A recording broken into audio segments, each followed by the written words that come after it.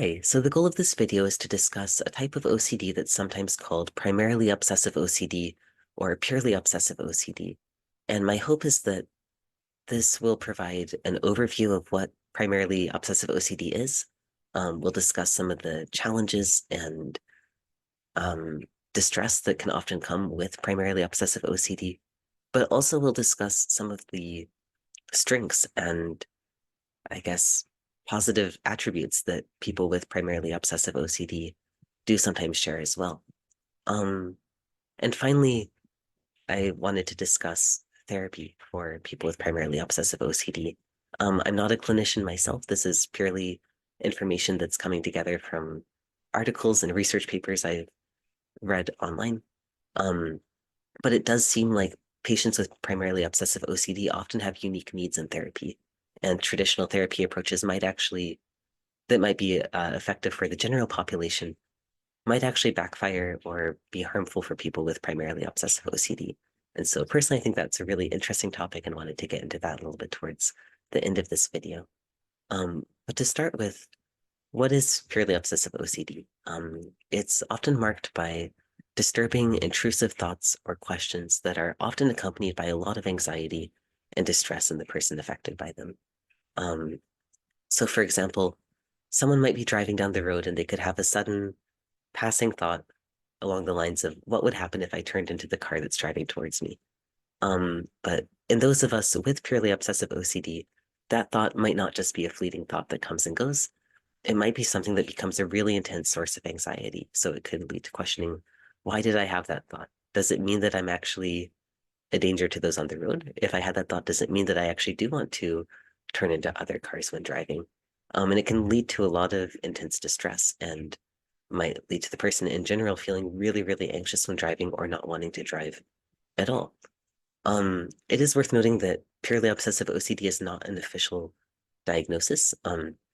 It's more of, to my understanding, it's more of an informal term that describes OCD where the compulsions are a bit less hidden, or where most of the OCD is focusing on thoughts and analysis of thoughts rather than tangible compulsions.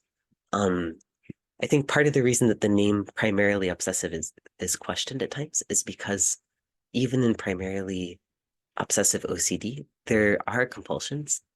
The compulsions may just be more internal. So for example, instead of repeatedly checking if the door is locked or repeatedly washing one's hands, someone with purely obsessive OCD might repeatedly check their thoughts. In this driving example, they might constantly be checking as they drive what their intentions are, what their thoughts are. Are they a risk to others? In some cases, someone might constantly want to ask friends or loved ones for reassurance that they are a good person, that they are not going to be a harmful person, that they're not going to behave in an uncharacteristic or harmful way. And it can often just involve a lot of times reading about the topic of distress. Someone might read news articles on car accidents, for example, to try and get to the bottom of their thoughts. And they might just repetitively think about the topic a lot and how to solve it. And I think it's worth noting that purely obsessive compulsive disorder often comes with a lot of guilt and shame as well as anxiety. So there can be this really intense anxiety out of the fear that what you're worried about or obsessing about might be true. So in this case, if you were to really believe that you might be at risk of hitting a car when you're driving, that would be extremely anxiety inducing. And when those thoughts feel so real or overwhelming, there can be an intense level of anxiety associated with them. But there can also be a really deep guilt or shame where people might feel really broken or ashamed that they could be capable of such a thing or that they perceive themselves as being capable of such a thing. Now, fundamentally, these obsessions or intrusive thoughts are often actually a sign that the person is extremely unlikely to do what they're worried about. So just to give some more examples and kind of common themes that a lot of types of OCD, purely obsessive OCD, revolve around, one common theme is related to the person's religion or belief system. So whatever someone cares about very deeply, purely obsessive OCD can often take any thought that might appear to be a deviation from that and really latch onto it and amplify fears around that. I think in general, our thoughts don't really make up who we are as a person. Many of our thoughts do go towards things that we're genuinely interested or do believe in, but we also have thoughts that are just background noise, right? And if you have purely obsessive OCD, it's those thoughts that are just kind of random, fleeting thoughts that often become the basis for what you're worried about. So someone who, for example, is Christian and is really uh, places a lot of importance on their religion might worry about whether they're really Christian. How do they know if they're really saved? Did they commit blasphemy? Have they repented enough for any sin that they're worried about? And in general, may engage in a lot of ruminating around that and a lot of rituals like praying, religious rituals, etc. And again, I think in this case, the reason why those thoughts would often take on so much prevalence is because it's an area that the person cares about deeply. Christianity is often listed as an example in checklists because a lot of people, specifically in America, are Christian, and it's a really important aspect of their identity. But scrupulosity OCD actually is not limited to religion. It can really be any belief system that someone holds tightly. So you could take someone, for example, who is vegan and cares a lot about being vegan, and that's a really important thing to them. They might start to obsessively worry about whether they accidentally consumed animal products or whether they're really vegan, whether they're doing enough, etc. Someone who works in academia and cares deeply about their research ethics might worry a lot about whether they accidentally committed academic fraud without realizing it, whether their results are accurate, whether they plagiarized, whether they're adequately citing their sources, and so on. Um, More generally, someone might just scan every interaction for signs that they were in some way biased, unkind, or hurtful towards others. Um, Likewise, another key theme with purely obsessive OCD can be themes around identity. And a classic example here is that someone who is straight might obsessively question if they are gay, and they might kind of constantly be scanning their thoughts for signs that they're attracted to people of the same gender, even though they're not. And that might be something that causes them a lot of distress because they're in this constant phase of questioning. But again, this can also manifest in a lot of other ways. So I want to give some credit here to Lydia X. Brown because reading their work is where I first kind of came across this concept. But someone who attaches a lot of importance to a different aspect of their identity might question a lot whether they're an imposter. So, for example, someone who is autistic might question repeatedly whether they're really autistic or whether they're just pretending. Someone who is gay might question whether they're really gay, whether they're an imposter in the LGBTQ community, etc. And so there's a variety of ways that each of these themes can manifest. Excuse me. Some other common themes are health, so repeated health anxiety, high awareness of internal sensations, and also violence or harm. So, what if I fear if someone might have a fear that they would become abusive, that they might snap and hurt someone, that they might hurt people that close to them that they really love, that they might suddenly undergo a personality change and act in a way that's totally opposite to what they believe, and so on. And this can, again, spread from thoughts to real life, not real life, but more tangible compulsions like avoiding anything that could be used to hurt someone. Someone might, for example, become afraid to use knives when cooking because knives could potentially be more likely to hurt someone if they were to suddenly undergo a personality change. I wanted to take a brief segue here between the link of autism and purely obsessive OCD. Of course, not every autistic person is going to have purely obsessive OCD, and not every person with purely obsessive OCD is going to be autistic. Um, but there is an interesting link between autism and OCD in general. And being an autistic person with purely obsessive OCD myself, I thought it might be worth looking into why this might be. One is that both OCD and autism often involve a certain amount of repetition. And purely obsessive OCD, a lot of that rumination and constant analysis of thoughts takes on a really repetitive form. But I also think that with purely obsessive OCD in particular, there's this unique component of almost questioning one's reality or questioning oneself as a person. And I feel like for those who grow up autistic, especially in environments that may not be fully supportive or fully accommodating, there can be a lot of questioning of reality. For example, if someone is sensory sensitive and is experiencing a lot of pain or sensory overwhelm, but is told that what they're experiencing is really small, that they're just overreacting to a really small noise in the background. That can kind of feed into questioning your reality and questioning whether you're perceiving things accurately. But I think the other part is that many autistic people, as we grow up, we are sent the message that we are hurting people, um, even if that's unintentional. Um, for example, someone might really mean well in an interaction and might say something that they think is kind and mean it very literally. And it could be interpreted as passive aggression, or there could be some kind of unwritten social rule in play. And that, well-intended statement might be interpreted in a totally different way and might lead to some hurt or confusion or miscommunication. And I think this happens to everyone. I don't think it's unique to autistic people at all. But it happens a lot more for autistic people because of our social communication differences. And I think when you frequently feel like you are more responsible for things that you didn't intend or wouldn't have predicted, or causing more harm with those than for things that you actually maybe intentionally were a bit grumpy about, that can be really confusing. And I think that kind of confusion can really enhance rumination. I think whenever people are in confusing situations, we're more likely to analyze them and figure out what's going on. And if that's kind of the constant in your social interaction and navigation, that could definitely fuel the analysis that also plays a role in purely obsessive OCD. Okay, so what are some strengths of people with purely obsessive OCD? Um, I'm not sure if there's really been specific research on this, but anecdotally, it seems like there can often be a level of compassion. I think that many times purely obsessive OCD really focuses on the potential to do harm and a desire to not do harm.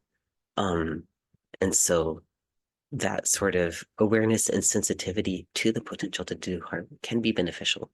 Of course, when it's really amplified to the point where it's causing distress and is making someone afraid to do anything, that can be really detrimental.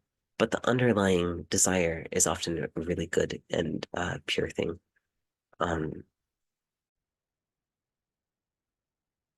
Likewise, the mental energy that it takes to ruminate can sometimes lend itself to a depth of analysis in general, and can sometimes be redirected to more positive types of rumination or more healthy types of rumination that are less distressing for the individual. So, for example, if you can ruminate about goals or ruminate about positive thoughts, that kind of amplification that rumination gives can be trained on something positive and can really amplify that positive goal or positive thought as well, just as it does for negative thoughts. Likewise, there's often a self-reflective nature and awareness that one might be wrong, and sometimes an ability to recognize when you're wrong and to acknowledge and desire to improve. Um, and there can be, a lot of focus and dedication to detail and attention to routine as well. Um, Finally, I wanted to briefly go through ways that therapy can sometimes be an unintentional risk in people with purely obsessive OCD. And part of this is based on a research article I found from the International OCD Foundation called Ineffective and Potentially Harmful Psychological Interventions for Obsessive Compulsive Disorder. So one thing that they mentioned in this article is that thought stopping. For example, if you were to try and say stop or mentally just think stop whenever an unwanted thought appears, um, I think the goal behind this was, as the name suggests, to stop thoughts that are distressing or not in line with the person's overall values. But this can really backfire. Firstly, it can become a ritual, and it can become, in some cases, a distressing ritual.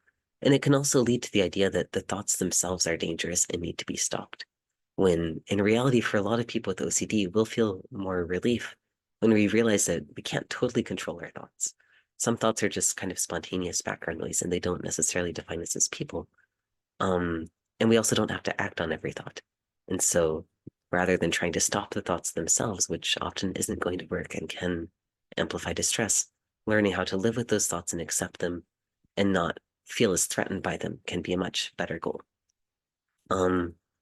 Likewise, certain types of cognitive behavioral therapy that focus on kind of analyzing fear. So, for example, figuring out what's the probability that a fear is going to become true? What is the probability that you actually will do a certain act that you're afraid of? What is the probability that you will get sick from doing this, or whatever the anxiety is? That kind of analysis often is going to be just exacerbating the analysis and rumination that many people with OCD already engage in ourselves. And in some cases, it can also just be not really providing any new information. A lot of times, I think we know that our thoughts are unlikely to actually be true, and the fears are unlikely to actually be true. And so just kind of further emphasizing that doesn't necessarily provide any more help on how to live with the thoughts. And likewise, psychodynamic therapy that focuses on analyzing emotions or reasons behind thoughts can, again, be something that just sort of amplifies few anecdotal stories of people who just really fully immerse themselves in trying to reflect on every thought they had and ended up really regretting the time they spent with that. To maybe make this a little bit more concrete, I'll share a quote that I found on Reddit actually from someone who had OCD and talked about their experience in, I believe, psychodynamic therapy, where they wrote, the rumination about increased symptoms causes increased symptom gain. So what actually is recommended for purely obsessive OCD or OCD in general is often something called ERP therapy, exposure, response, and prevention. So the goal is really not to stop the thoughts themselves, but to help you no longer see the thoughts or the OCD as a real threat. So someone might gradually be put in situations where they are exposed to something that might provoke some of those thoughts or might cause a bit of anxiety. And overall will learn uh, to trust themselves and their ability to handle situations. So for example, someone who's really worried about doing harm might gradually be in situations where at first they might feel anxious, but come to learn that they can handle those situations, that they're not necessarily going to give into their thoughts, etc. For example, might gradually learn to trust themselves to use a knife when cooking. One thing that I'm very interested in is what approaches might be developed in the future or might even currently be developed now, and I'm just not aware of them, to help people with OCD engage in reflection and analysis, because I don't think that all analysis and reflection is necessarily bad, but in ways that maybe are a little bit more contained and that don't necessarily lead to just increased rumination. So someone with OCD might really want to talk about the emotions that their OCD causes them and might want to analyze some of their thoughts. But we also know that for many people, purely engaging in analysis can fuel them. So I think finding something that maybe is a little bit more of a balance between ERP and psychodynamic therapy or something of that sort could be a really interesting topic that I hope we learn more about in the future. And I also wanted to just finally close with a couple of things that personally I find quite helpful with OCD. And I believe that these have, at least from Googling them, it seems like they can generally be helpful. I'm sure it varies a lot from person to person and situation to situation. But one is exercise. I think particularly really intense exercise can be very helpful at distracting someone. When you're exercising, especially if it is something that involves a lot of focus or really consumes your attention or energy, that's just taking away energy that otherwise might be going towards obsessive thoughts, and it can provide a lot of relief. My guess is that this could probably be replaced with any kind of intense input or sensory input. It might not necessarily have to be exercise. For example, maybe listening to music, especially like very stimulating music on repeat, could also serve as a really pleasant anxiety reducing distraction. Even if, of course, they offer benefits in different ways, I think there's just maybe a fundamental similarity between different types of intense sensory input for redirecting obsessive thoughts. Scheduling time for rumination can actually be helpful for some people. It can feel easier to, instead of trying to stop thoughts, to try and just postpone them. If you start to worry about something, to think, okay, I will think about it. I'll think about it soon, but not right now. I'll think about it from, for example, 7:30 to 8 p.m. tonight. Some people do find that to be beneficial. And finally, personally, I think that excuse me, healthy compulsions can sometimes be developed. what actually is a healthy versus unhealthy compulsion, I think depends a lot on the individual and whether they feel distressed by it and maybe the sense of obligation that they have towards it. I think that oftentimes if a compulsion feels like something that you absolutely have to do or you feel guilty, then it may not be healthy anymore. But personally, I do find that analyzing a thought sequence, figuring out sort of what the root of it is. For example, if I'm worried about hurting people, what is it something I could do that might not be directly related, but might go against that, that might be uplifting to people or might offer more encouragement. And sometimes that might mean volunteering or maybe volunteering in more informal ways, trying to do something that hopefully is positive towards another person can sort of be a distraction from that thought cycle and also can hopefully do something beneficial along the way. Likewise, if I'm ruminating over a specific topic or worried about some kind of unfairness in the world, trying to volunteer to do whatever small thing I can to help might be beneficial as well.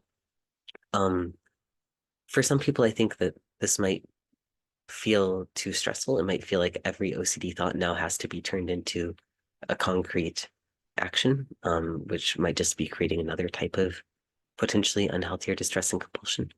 But sometimes finding something positive that's completely unrelated to OCD, so volunteering in a totally different way, can be beneficial. I really think that volunteering is going to be both either whether it's formally or informally, whatever form it takes, can be a really powerful tool for helping mental health.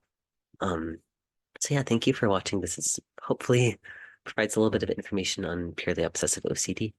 And if anyone has thoughts about different modalities to treat it or what is or isn't generally beneficial in your experience, I'd be very curious to hear that. Um, thank you. Take good care.